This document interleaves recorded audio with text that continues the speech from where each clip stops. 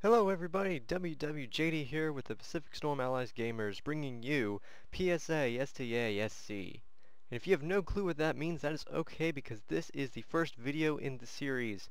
PSA-STA-SC stands for Pacific Storm Allies. Sync them all. Strat chat. And if you have no clue what that means, that's okay because I'm going to explain it to you. PSA-STA-SC is going to be me basically showing you scenarios that you might find in the gameplay of Pacific Storm Allies and showing you how to get out of those situations or improve your standings in those situations. Thus the strat chat. So, I thought this would be a really good thing to do because in Pacific Storm Allies 1.7 we have completely all new changes to the strategic level of the game. So, where do we start? Well, I just went ahead and I started up a campaign, and if you guys watched the 1.7 preview, then you know that you have absolutely no military units whatsoever. Congratulations. Alright, so where do you start? I mean, you have a whole new campaign, you have no military units, you know your enemy is going to be building up their armies, their technologies, and you know that you want to gain world domination. No, you do not want to gain world domination. You want to gain victory. Very simply put. Alright, well, where do you begin? It's easy to go ahead and start by producing units. Unfortunately, that's not exactly where we are going to start.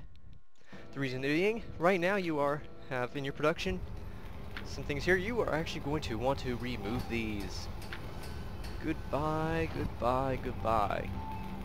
Alright, so you're going to be wondering, well, why do you want to remove these units? Well, the very important thing to remember is resource management. Yes, resource management. That is going to be vital to your success in the waging of wars in the Pacific. And so you must realize that you now have a limited number of bases that you can possibly own, and all those bases are already given to you at the start of the game. And the more bases you own, the more income you get.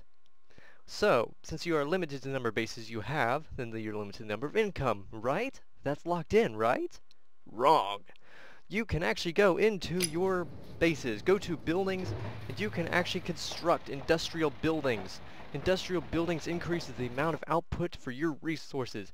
This is going to be vital to your success in the later parts of the campaign. So let's go ahead and start mashing those industrial buttons, and let's let those build up.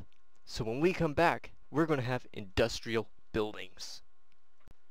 Alright, so you have built your industrial buildings and you are ready to get working on military units. Congratulations, your economy is now increasing. Alright, so now, you can now build units. Alright, so, where do we start? Let's see, we want the most powerful, we want the battleships, we want the carriers. No. We are going to start small. We're going to start low cost but efficient. We are going to start with light cruisers, and that means the Cleveland. And if we can just go ahead and let's start mashing in buttons, let's get it. No, we want one, and we want them to be on priority high, subsidizes low. That means we're spending low amounts of money.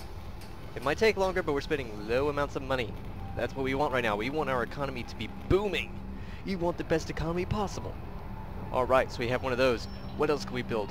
We're ready to build more. Let's build destroyers. Fletcher destroyers. Here we go. Let's see. Let's put in actually 4 in today. Now we're going to decrease the amount of cash we're spending and apply. I put in 14. That is wrong. Don't put in 14. Put in 4. That's right. 4. 4. Apply. Now we have units being built. Congratulations. But what are units without ammunition? Let us go ahead and actually start increasing our ammunition amount. Now let's go ahead and put in 1,000 tons of ammunition. Again, lowest amounts of money. Apply. There you go. You are now building units, and you are now getting ammunition for those units. Now, let us wait. There we go. So we have units in the production. Now, what do you do? That is a good question. And the answer is very, very simple. We build up the bases. If you're playing as the United States as I am, you will know that you'll see that you'll have all these blue bases out here. And now what you're going to want to focus on is strengthening the geographically strong positions. One of those geographically strong positions is Guam. It's in the center of the Pacific. It's a great place for you to later in the campaign place units, place aircraft. Scouting aircraft at this location is very powerful because you are actually going to be able to see a large area of this area of the Pacific, which has a lot of trade, for the Japan or other nations. It's also going to allow you to see movements of military convoys. You guys are going to need to remember that you're going to want to be putting scout aircraft out in all of these bases back here in the middle of the Pacific so that you can actually see what your enemy is doing. And maybe it's not your enemy. Maybe you just want to know something about, other nations. So let's go ahead and actually do that now. Let's go ahead and start building up just a few scout hydroplane aircraft. And let's go ahead and put in 10. Again, we want to start small, spending low amounts of money, but we want to have units built. Alright, so remember this though. It's always good to have numbers, but it's better to be smart. You don't want to bankrupt your entire nation. If you look up at the resources up here, you'll see I haven't bankrupted my nation. None of these are at negative numbers, none of these are at 0. That's because we made sure to go ahead and put in those industrial buildings first before we started building things. Remember, you can actually put things into the production and when you don't have money. The problem is the production stops when your money hits 0. So there's a huge problem there, that if your money is actually at 0 or one of your resources at 0, you're not building anything. It could be in the production queue, but you're not building anything. So it's always wise to make sure you have your economy strong before you start building large amounts of military units. Now one thing, that if you are actually attacked and begin war, your resource income increases by, I think it was 15%. It could be more, but that's only if you attack, or if you are attacked. If you attack a nation, your income actually decreases by that percent, or 15% as I believe it to be. So you want to be careful when planning out your strategies later on. So remember, make sure you have a good strong economy before you start building up. Remember also that you're going to want scout aircraft later on in the campaign to put things over here. The reason of this very first video is to show you what I was going to be doing with this series, and also just to give you a few pointers for early parts of your campaign. That's kind of what you're, just to lay yourself up into a good position to continue on later, so that your campaign later on is not completely against you. One thing that I have found that would be a very negative thing is if you went to war with both of the strong nations, and that would be both Japan and England in my case. If you're at war with both of these strong nations, they could end up becoming allies and ganging up on you. That's not a good position if you have a very weak economy. If you have a very weak economy, you have a very weak military.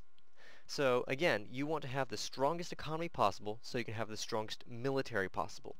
And of course, never underestimate the need for scout and intel on where your enemy is moving, what your enemy is doing, and how they're building up. So that's going to be it for the first PSA-STA-SC, or Pacific Storm Allies Sink Them All Strat Chat. I want to thank you guys for watching. I hope you will check out more of the videos as they come. I will most definitely be making them. And I want to make sure you guys know that if you have any questions or any comments, or want to know something or a strategy, make sure you leave a question or a comment in the comment section below. That way I can make a video about it.